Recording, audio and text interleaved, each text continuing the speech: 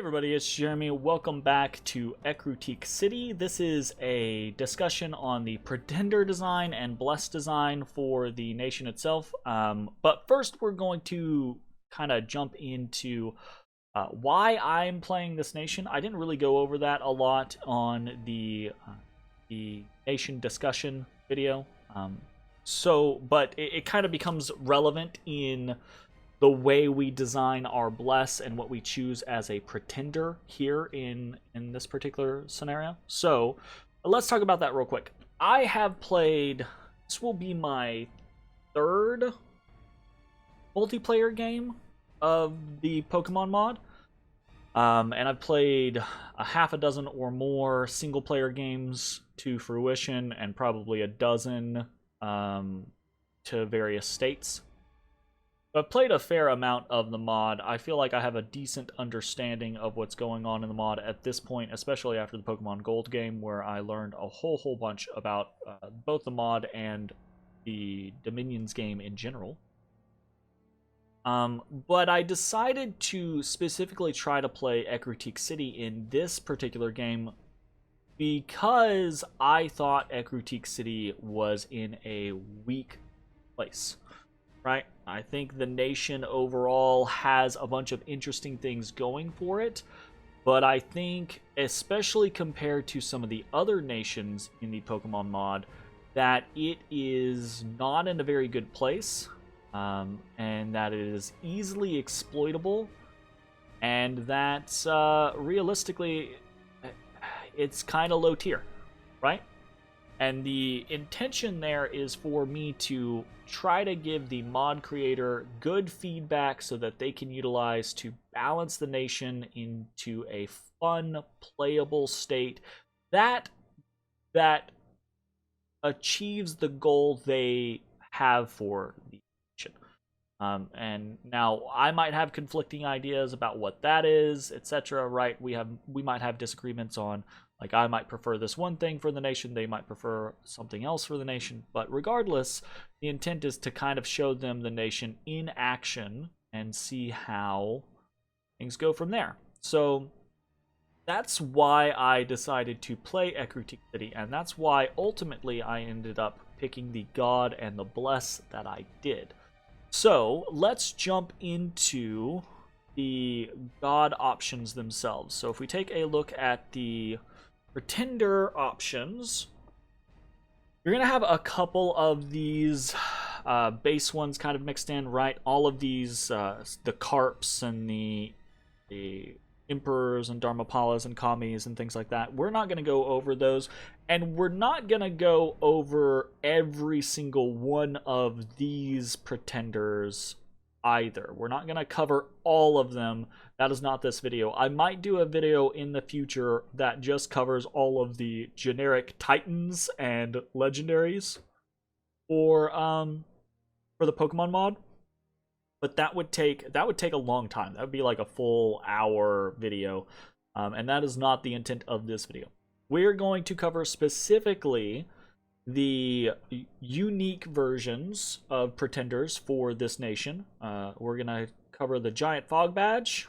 We're going to cover the legendary Gengar, Haunter, Mischief, and Ghastly. We're going to cover the Great Veteran, both male and female version. And then we're going to cover two other Pretenders that I think are worth noting specifically for this nation. Okay? And then we'll actually jump into which Pretender I picked, what design I go for, etc. So let's start off at the top. At the top, we have the Giant Fog Badge that rocks in at 180 points, which is pretty reasonable for a immobile Pretender. It comes in with very high HP, very high strength. Everything else is nothing because it has no attacks. It does nothing but the casting. It starts at 3 death, costs 40 for new paths, and has Dominion 4. If you are going only death, if you just want some decent Dominion and you're not planning on trying to add anything to the mix, this is not a bad god to go for. It gets you high Dominion to start off. Its point cost is okay. it can be a decent researcher in the early game, or if you imprison it, you could go high death and use it for things later on in the game. But that's not really necessary, right? You already get high death naturally. You get death 4s very, very frequently. And then you also, you know, getting high Dominion is something that's also pretty easy. I just don't see a whole lot of use for the Giant Fog Badge. At least for what I would want for Ecruteak City. It doesn't come with anything that is just like, oh my goodness, this is gonna let us do this thing, right? So I'm not really feeling the Giant Fog Badge. It looks so sad too. Little sad ghost. He does have innate spellcaster, which can be interesting, but who knows? So that's the Giant Fog Badge. Next up, we'll go through the actual the ghosts. We've got the Legendary Ghastly. All of these, by the way, are going to have the same ability setups as the actual ghost versions that we've already talked about. So we're not going to go super in-depth on any of those unless I find something that I'm like, ooh, this is new and interesting. I will note that all of these have Death Curse, which isn't, like, great, because you don't want your god to die, but they all do have Death Curse. All of their other sets, like Invulnerability, are the same, right? Gengar has Invulnerability 25, Ghastly has Invulnerability 15. So, let's take a look at them. Legendary Ghastly. This guy is super duper duper duper duper interesting. Again, kind of like the Ghastly champions. For whatever reason, this guy comes in at a very interesting situation. He's got 80 cost for New Pass Dominion 2, which is what you get for all of this type of stuff, right? But he rocks in at 70 points. He is the cheapest god you can get. So if you want, for whatever reason, you wanted to go like full scales Ecruteak City, don't know how that would even work, but let's say that is what you want to do, full scales Ecruteak City, this is your man. He's going to get you the most bang for your buck. And even if you don't want to go full scales Ecruteak City, if you only are interested in air or death, he is still your man, because you can actually make an interesting set of choices with such a cheap god, and air and death as your options. So this is kind of interesting. It's very niche, but it's very interesting. Next up, we have the Legendary Haunter. Again, all the abilities stay mostly the same. This guy's stat line is not great. His HP is okay, comes in at 160 points, 2 Dominion, 80 Path, etc. But again, just one water, 1 death. And this is compared to the Ghastly, which is less than half the cost and has 1 air and 1 death. I think that the Legendary Haunter should probably have more than 1 air, 1 death, or something else should change, or this Legendary Ghastly should probably be a higher cost. Because comparatively, the Legendary Haunter is just crap. It's just crap. Next up, we have the Legendary Gengar, who comes in at 200 points, and this guy is actually okay. He's decent. He is astral and he is death, right? So you can get some interesting paths there. If those are just the only paths that you're interested in, that can work out pretty well. This guy does have high map move. His stat line is somewhat better. He's got Fear 6, Invulnerable 25, Ethereal, Invisible, Sleep Aura. If you are playing the Pokemon mod, and you are playing against non-Pokemon nations, or you are playing the Pokemon mod and you are playing you're just playing base, you're not playing Pokemon indies, right? This guy can expand for all of eternity and obliterate everything, right? A 60 HP out of the gate awake expander with sleep aura 3, right? Invisible, ethereal, invulnerable 25, fear 6. He will expand into 99% of vanilla indie provinces and obliterate everything very, very easily. He's very strong in that right.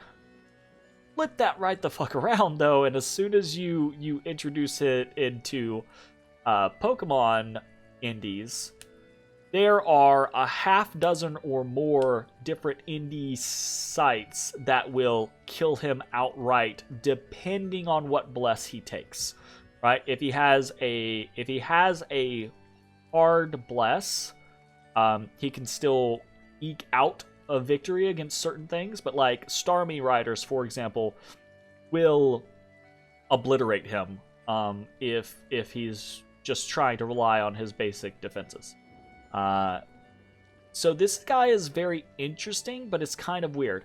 And I feel like that is the scenario for most of the nation-specific champion gods, right? Most of them, whether it's like a Machampion for Cyanwood City, or it's like a Charizard for Cinnabar or something like that, I find most of the legendary city-specific monsters aren't that great, which is kind of sad to see. I would love it if some of them were a little bit stronger or had a little bit more going on for them or had some more niche uses, like the Ghastly, right? This, I do think, at least has some weird niche uses because it's so cheap and it's air death and you can do some interesting things. Next up, we have the legendary Mischief, right? Who kind of suffers the same thing that all the Mischiefs do. There's just nothing special about this guy. He has the same damage reversal as the regular Mischiefs do. Invulnerable 20, fear 7. I guess he has pretty high fear. But I don't really know why you go for this guy. I'm sure if you tried to make something out of him, you could do it. But it's going to take a lot of investment, and I'm not sure what you're accomplishing at that point. So, looks cute, but kind of pointless. Then we have the two veterans. We have a male and female version, and again, this is the same type of scenario. Female has death water, male has death air.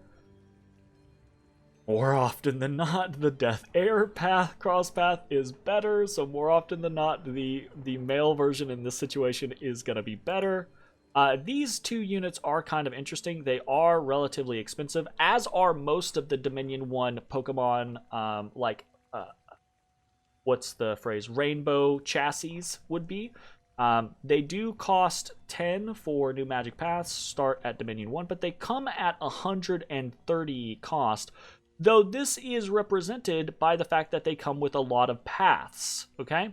So you might look at like a Frostfather, I think is like 90 cost, but he only comes with like 1 water, right? So these come with 3 paths, so that's where the cost is kind of reflected. They are also Dominion Monster Summoners, which is somewhat interesting, but really you're only going to take these if you're trying to have a rainbow chassis or something like that.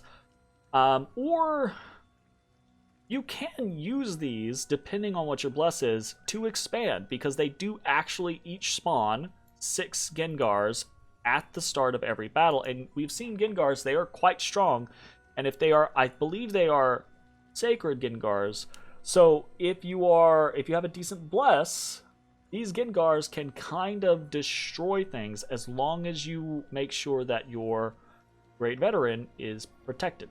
So that can be very interesting as an option. And that is pretty much it for the uniques, I believe. There are 2 other chassis that we're going to talk about. One that I think is just incredibly powerful and we need to talk about because it works specifically very well for this nation, and then we're going to talk about the chassis that I actually took. And so the really powerful one that works very, very well for this nation is actually the Shiny Deoxys. So Shiny Deoxys comes in at a cost of 180, and it's 2 Dominion, and new magic paths only cost 30 for it, which is kind of outrageous. It's very strong. If we take a look at some Shiny Jirachi, 80 cost, Celebi, 80 cost, Mew, 10 cost. So Mew is actually really cool for a rainbow chassis. But so generally speaking, most of these are going to be 80. For whatever reason, Deoxys is clocking in at 30. So Deoxys comes in with a kind of a leg up just on cost and magic paths, but what they bring to the table is pretty insane. They have an amazing stat line, 16, 15, 15, 16. They have great stats for 46 HP, 12 protection, 19 magic resistance as a base, and 30 morale. Leadership 120. This is a great unit just off of stats alone. Comes in with Astral and Death. Great starting paths. Comes in with Regeneration 10. Okay, built in. Has some poison resistance. Nice addition. It's flying. Map move 28. Fantastic. It's also stealthy. Wonderful. And invisible. Okay. Hold up a minute. We're starting to get to a lot of really good stuff. It's also got recuperation and spirit sight and magic power and death power 2, and you're probably always going to, so keep in mind, death power 2 is +2 to, I believe, strength, attack, and defense for each death power. It's also going to be a -2, right? So this is up to +6 or -6 for death or growth, okay? And it spreads death. That's crazy. All on its own, that's crazy. And if that was it, this would still be a very strong, very usable, very thematic unit or god to use for Ecruteak City. It fits, it's undead, it's invisible, it spreads death, it has death power, right? All of those things that kind of like fit into what Ecruteak City is already doing. Except, keep in mind, if you know a bit about the Pokemon mod, you know most of these legendaries have a battle, a spell that they cast at the beginning of each battle. And Shiny Deoxys casts Rigor Mortis at the beginning of each battle. So it works perfectly, almost perfectly. I will say most of your casters, at least early to mid game, are human. If you are playing the game in a very specific way, you will be twice spawning a lot of your main mages and killing them off, so eventually they will be undead, and then you will be summoning more undead, so you will get to a point to where most of your casters are actually undead, and then Rigor Mortis is no longer an issue for them. But generally, in the beginning of the game, Rigor Mortis will still hurt you, but what it provides, and the fact that you get a free one from the Shiny Deoxys is invaluable. This guy is busted. Overtuned kit, great amount of paths, or great amount of abilities, good paths, low cost to break into other paths, good starting cost, Rigor Mortis, out of the gate, this thing is amazing. Absolutely, it is amazing. And we didn't take it specifically because it is so amazing. And does that make sense? In a game we're trying to just win, no, it doesn't make sense, right? But we didn't come into this game just trying our hardest to win it. We're in this game because we think Ecruteak City is kind of at a weak point, and we want to give the mod creator good data on what the city does well, what the city does bad, etc., right? So bringing in a super overtuned god and relying on that god to just go crazy, basically, and abuse the Rigor Mortis, is not going, it's not going to give us as much of a representation as we would otherwise get. So, what are we doing instead? Are we using any of the other specific special ones? No. We're using the Titan of the Fog. And again, I did use this because I thought it was thematic, right? Because it is still kind of a ghost. It's a ghost trainer, right? You get 6 Gengars. But I used it because it was basically like a Deoxys light, right? It would still accomplish the things that the Deoxys was trying to do, but without the over-tuned nature and the free rigor mortis. All right, so the Titan of the Fog costs 100 more. It has slightly cheaper paths, which is nice to break into things. It has 1 better Dominion. It is ethereal, it is invisible, it is death-powered, so it still has those things that kind of make it thematically the same as the ghosts, and it spawns Gengars. So this guy is great at expanding. He has very high strength, he hits really hard, you can put some gear on him, and he'll fuck shit up. But he doesn't have as crazy stats as the Deoxys does, right? He only has death power 1, so he's not going to get as much of a boost or a penalty as Deoxys will. He has way more HP, which is kind of like the flip side boon, and 1 more path. So this guy is still very strong, but he doesn't have the crazy stat line and a lot of the freebies that Deoxys does, and he doesn't have the rigor mortis that Deoxys does, and he costs 100 more, right? So you actually have to pay for a lot of what he's getting. So this guy is going to be able to expand very easily for us, right? There's going to be very little in the game that 6 Gengars cannot deal with, except for what we talked about previously, right? Like the half a dozen or so provinces that, like a Starmie Riders or something, that are going to put the boot to his Gengars. But then he's got a decent amount of hit points, and he hits pretty hard, so he can generally, if the Gengars can't handle it, he can handle it. Okay?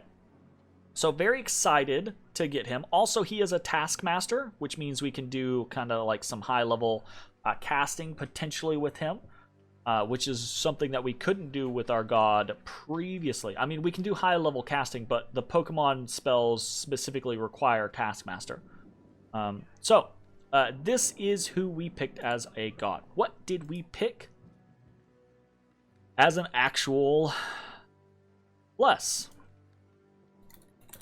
So, this is the bless that we went for. And it is a very odd bless to actually like look at things, look at the god that we picked. This would be a bless. We could take this on Deoxys and have super high regeneration. The recuperation would be pointless, but the regeneration, the reforming flesh, doesn't work on our god, right? Recuperation does and luck does. But this is a heavy, heavy, heavy investment for a bless. What are we trying to accomplish here? We ended up taking Dom 3, which is what he starts with. So we did not boost our Dominion at all. We took Turmoil 3, Sloth 3, Cold 3, Death 3, or Fortune 3, and Magic neutral. Why did we take this? In analyzing what Ecruteak City does and the point of Ecruteak City, a couple of choices are automatically logical, right? Right off the bat, it makes sense to take Death 3, okay? Death 3 is, we are less affected by Death 3, and we gain more free spawn in Death 3 territory. Okay. Makes sense to take it. So that one's a no-brainer. But we are a nation that relies on money to set up infrastructure and to get our base commanders, right? So why take Cold, Product, or Sloth and Turmoil?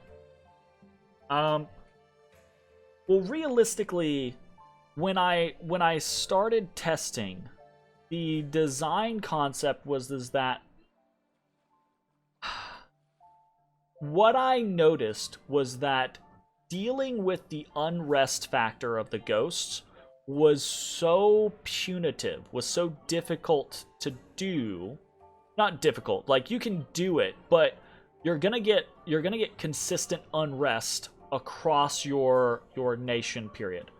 And in the places that you host your ghost, it's going to ruin those provinces. There's nothing you can do about it. They're going to be sky high as far as unrest goes, to the point to where you can actually do some funny shit with Ecruteak City. By the way, you can unrest bomb other nations by just moving a stealthy 1,000, and that's not hard to achieve, by the way, a stealthy 1,000 ghosts onto their capital, right? You don't even have to attack them. You just move 1,000 ghosts onto their capital. That's 100 unrest instantly. And that's like hard to fucking deal with, right? So the reason why I went for Turmoil, Sloth, and Cold is because the viewpoint that I had was that in the mid to late game, our ability to get income is going to tank somewhat, right? And we're going to lose out on money regardless of how hard we try to get our hands on it. So screw it, let's just dump our points and do other things with them, right?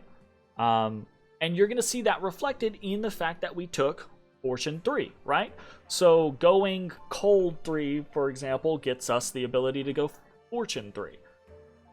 We are going to have low income, but that is going to be counteracted by spikes of occasional coin, right? Of money events, of gem events, of item events, etc.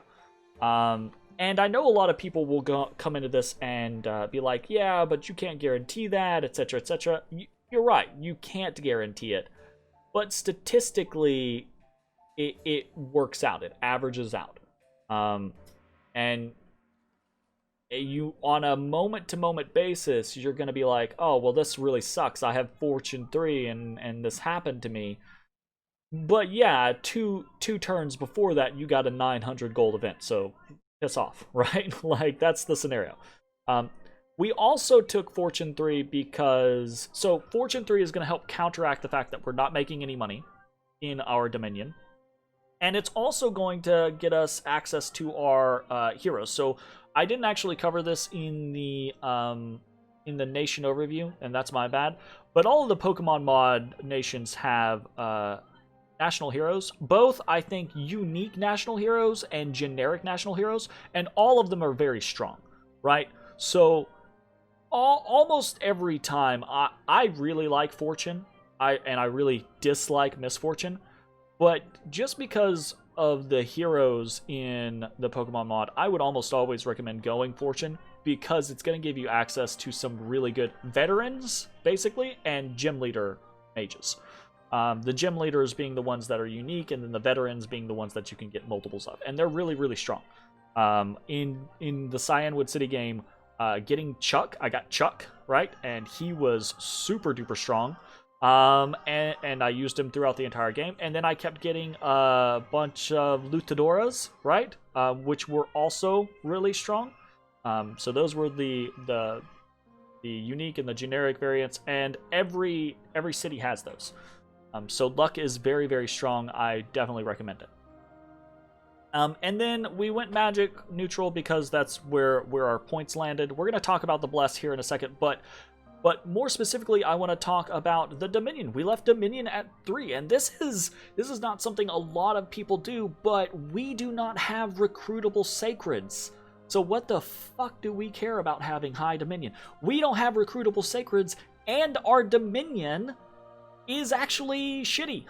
Like, except for the Fortune 3, our Dominion kills everything and gives us less gold.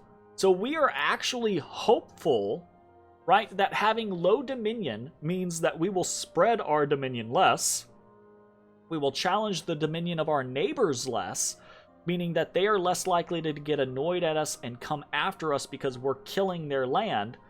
And also, if we conquer someone, the hope, the desire, is that their dominion will remain longer than, for a long time, because we have low dominion and we're not going to be able to push very well, comparatively, so that we can benefit from theirs. Like, we're going to be one of those nations that wants to eat a nation and gain the money of that nation before slowly that nation's lands begin to wither and die and get filled with unrest, and then we move on to the next nation, right? That's the general idea. So we want low dominion, especially since, like, we're gonna have, if we had high dominion, we are gonna want so many temples that if we had high dominion, we would have dominion everywhere. And there is a very strong argument for doing that, and that strong argument is called death power, right? If you have a strong dominion and you have so many temples and you're pushing into other people's territory, it makes it way easier to fight with the ghosts. But that was not the original plan. So that is an option. That is definitely out there, but that was not our original plan. So our original plan was to try to let our dominion be small, to try to not have as much of it going on outside, to be very contained in our core, and go from there.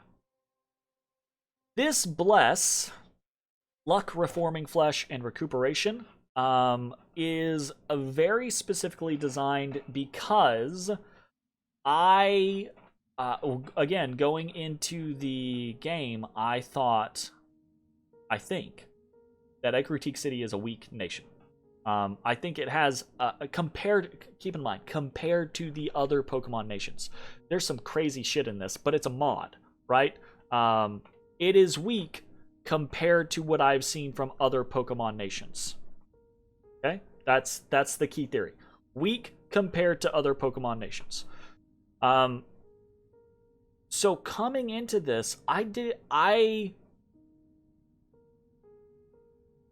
not sure how to win a game with Ecruteak City, except one of the options that I thought was a very good way for us to potentially win was to invest heavily in one of our already stupendous strengths, and that is our ability for death, right? Our death income. We start with 6 gems. We get a death gem for every single temple that we get up. That's 6 gems to start with. Let's say we get, in the early game, we get 5 forts up with temples in them. That's another 5 gems. So that's 11 gems just as a base. And let's say we're halfway decent. It's early game, so there's a lot of magic sites. Let's say we're halfway decent as far as luck goes. And we get 20, or we get another 10 death through site searching. So we're at 21 death income. That's really freaking good. We go up to Well of Misery. We pop Well of Misery, and then suddenly we have 40 death income, right? If we are capable of winning an early war and we have the mass of two areas, let's say we increase our death income by another 10 or so. We're up to 50 death income. We start to get to that point to where that's a kind of crazy amount of death income. And we can do a lot of crazy shit with that, including utilization of things like Gengar champions. And Gengar champions, right, are going to be very strong with something like reforming flesh, recuperation, luck, etc. But also Tartarians are going to be very strong with, because going into this, I was never sure how exactly well any of this was going to go. So basically, as an in-game option to win, my thought process was, hey, what's something that I know can be very valuable in the late game? Tarts. So reforming flesh gets regeneration on all tarts.